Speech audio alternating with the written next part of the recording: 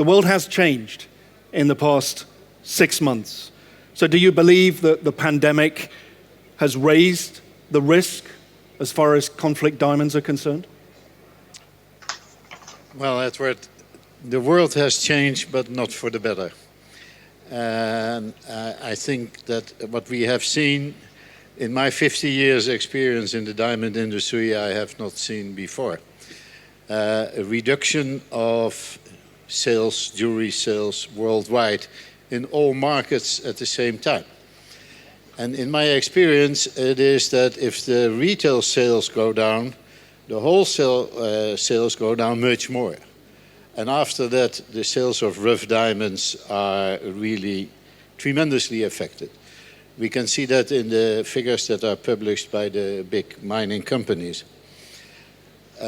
Because of that, there is much less demand for rough diamonds. And that also goes for conflict diamonds if they are somewhere. And as we know, we went from, in 20 years that the Kimberley process exists, we went from about 4% of the world production to 0.4%.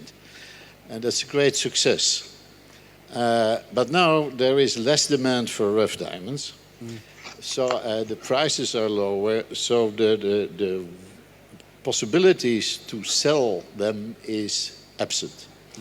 I think the whole COVID crisis has a very positive effect on the sale of conflict diamonds. On the other hand, it has a very negative effect on the people working in the diamond industry.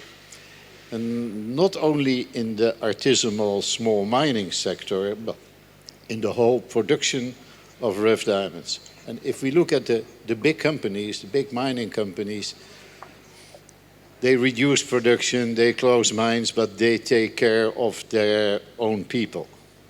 But it is the independents and the artisanal miners who suffer the most. And these people work under dire circumstances at present, if they work at all. Yeah. Because the sale of those diamonds is pretty difficult. So it has two sides. Yes, there is much less demand, and probably there is no demand at all for whatever conflict diamonds there still are in the world. On the other hand, we have to realize as an industry that we have to look carefully after the people who are working for us or used to work for us. And thank you so much for highlighting that. As Iris and Hanifa have said, leave no one behind. And I believe there's still almost 1 million people involved and employed, earning a living in the diamond supply chain all across the world, mainly in India, where they had to close many of their cutting factories in Surat. Can you give us an update as to where the diamond industry is at the moment in terms of production? Are we back to some sort of scale of production that is beneficial for... Interesting question. I was wondering about that myself. And the last couple of days I have been calling around to see what is happening to the production. And in India, as far as I know, the production of polished diamonds runs between 30 and 50% at the moment. But we also have to, normally there are more than 1 million people working in India, in direct and indirect in the diamond industry.